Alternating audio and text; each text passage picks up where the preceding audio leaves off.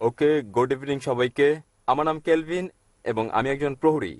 আহ, আজ আমি এখানে এসেছি কারণ আমার 6টি সন্দেহ রয়েছে, যেগুলো আমি বিশ্বাস করি যদি আমি এগুলোর সঠিক জবাব পাই, আমি প্রস্তুত আছি ধর্মান্তরিত হতে এবং ইসলাম কবুল করতে।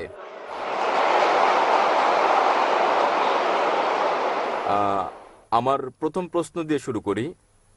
তা হচ্ছে, আমি কিভাবে জানবো ইসলাম হচ্ছে সঠিক পথ ইবাদতের? এবং আমি আমি এই প্রশ্নের পর আমি দ্বিতীয় প্রশ্ন করব, যা হচ্ছে এরকম: আমি কিভাবে জানবো যে বাণী প্রচার করছি তা ঈশ্বরের কাছে যাচ্ছে? ওকে। আহ, আমার তৃতীয় প্রশ্ন হচ্ছে, যখন থেকে আমি ডাক্তার জাকির নায়েকের কথা শুনছি, আপনি আগেই বলেছেন এবং আপনি প্রচার করেছেন, কোনো পথ নেই জান্নাতে যাওয়ার মুসাকে দেয়া নির্দেশনা কঠোরভাবে মেনে চলা ছাড়া। বর্তমান বিশ্বে মিডিয়ার সঙ্গে চ্যালেঞ্জ রয়েছে। আমাদের জীবনে যা আসে তা সবটাই আপনি জানেন। বর্তমান দিনে কিভাবে আমরা এই নিয়ম মেনে চলি এবং ঈশ্বর কি আপনাকে ক্ষমা করবেন যদি আপনি বারংবার ভুল করেন ও ক্ষমা চান? ভাই দুভাগে প্রশ্ন করতে চান? তিনটি তিনটি ছয়টি প্রশ্ন করতে চান? প্রথম তিনটি প্রশ্ন ভাই করে ফেলেছেন। কেমন করে আমি জানবো যে ইসলামে ইবাদত করা সঠিক? এটা বোঝা যেতে পারে ইসলামে কিভাবে আমরা ইবাদত করি সেটা কি ঠিক, অথবা এটা বোঝাতে পারেন যে ইসলাম কি সঠিক ধর্ম। আপনি কি বোঝাতে চান? আপনি জানতে চান কোনটা ইসলামে দ্বিতীয়টি, ইবাদতের ধারণা সম্পর্কে, সেটা কি ঠিক নাকি? ইসলাম কি ইবাদতের জন্য সঠিক ধর্ম? ভাই প্রথমে যে প্রশ্ন করেছেন তিনি জানতে চান কিভাবে তিনি জানবেন যে ইসলাম সঠিক ধর্ম আমাদের অনুসরণের জন্য, এবং দ্বিতীয় অংশ একই রকম, আমরা কিভাবে জানবো যে ইসলাম একমাত্র সত্যি। Yes sir. এবং তৃতীয়টি হচ্ছে তিনি বলেছেন, আমার একটা লেকচারে বলা হয়েছে, যীশু খ্রিস্ট তারপর শান্তি বর্ষিত হোক বলেছেন, যদি আপনি জান্নাতে যেতে চান আপনাকে সব নির্দেশনা মানতে হবে এবং তাওরাতে উল্লেখিত সকল নিয়মের অনুসরণ করতে হবে। কিভাবে এই যুগে আমরা তাওরাতের সব নিয়ম মেনে চলি? আমি চেষ্টা করব প্রথম দুটো প্রশ্নের জবাব একসঙ্গে দিতে। কি করে আপনি জানবেন যে ইসলাম সঠিক ধর্ম ইবাদতের জন্য, এবং কি করে আপনি জানবেন যে ইসলাম একমাত্র সত্যি? ইসলাম এসেছে আরবি শব্দ সালাম থেকে, যার মানে শান্তি।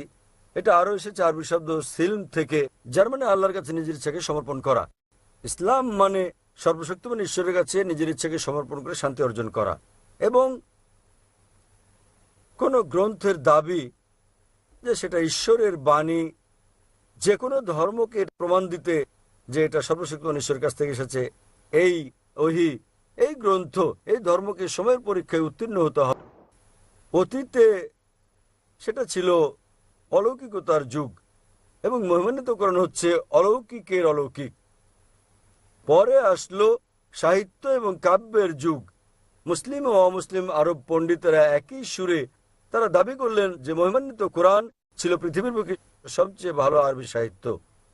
তবে বর্তমানে যদি কোনো ধর্মগ্রন্থ কাব্যিক ঢঙে বলে যে পৃথিবী সমতল, আধুনিক দুনিয়াকে তা গ্রহণ করবে? খুবই স্বাভাবিক না, কারণ বর্তমান হচ্ছে বিজ্ঞান ও প্রযুক্তির যুগ। তাহলে যদি আপনি এই পরীক্ষাটা করেন বিজ্ঞান ও প্রযুক্তির, বর্তমান সময়ে ধর্মগ্রন্থসমূহের যেগুলো আমাদের কাছে আছে, বিশ্বের বিভিন্ন ধর্মের সকল ধর্মগ্রন্থ পরীক্ষায় ফেল করেছে কোরআন ছাড়া। আর আমি একটা লেকচার দিয়েছি কোরআন ও আধুনিক বিজ্ঞান সাংঘর্ষিক নাকি সামঞ্জস্যপূর্ণ বিষয়ের উপর।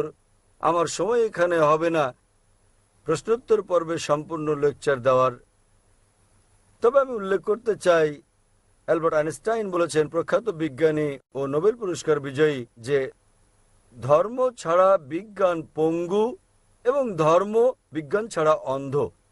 আমি আপনাদের মনে করিয়ে দিচ্ছি, মহিমান্বিত কোরআন কোনো বিজ্ঞানের গ্রন্থ নয়, SCIENCE, বরং এটা একটা নিদর্শনের গ্রন্থ, SIGNS, এবং এতে ৬,০০০-এর বেশি নিদর্শন রয়েছে।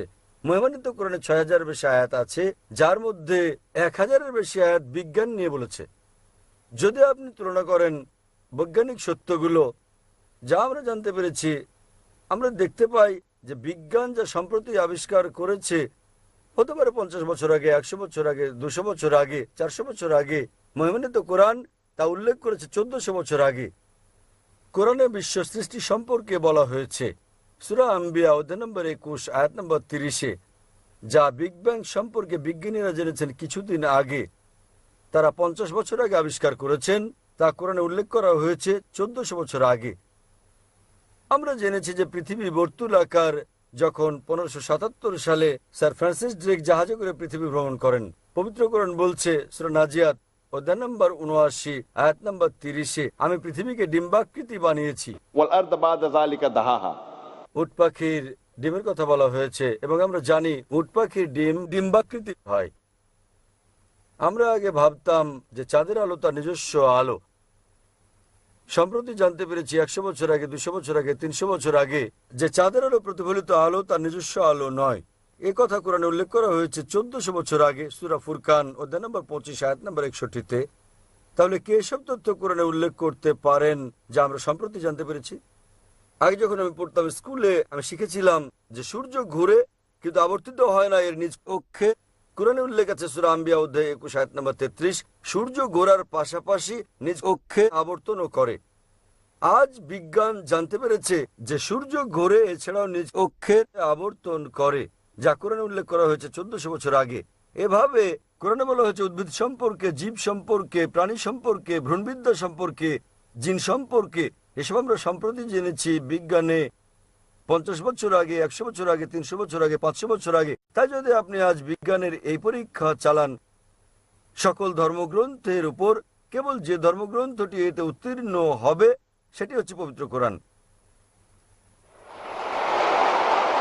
আজও বিজ্ঞান এতটা অগ্রসর হতে পারেনি যে তারা সবকিছু জেনে ফেলেছে। তাই আমি লোকজনকে বলি, যদি আপনারা কোরআনকে বিশ্লেষণ করেন, আমরা জানতে পারি প্রায় 80% যা কোরআনে বিজ্ঞান সম্পর্কে বলা হয়েছে, আজ বিজ্ঞান নিশ্চিত করেছে যে এটা পুরোপুরি সঠিক। হতে পারে 20%-এর মতো অস্পষ্ট, না সঠিক না ভুল।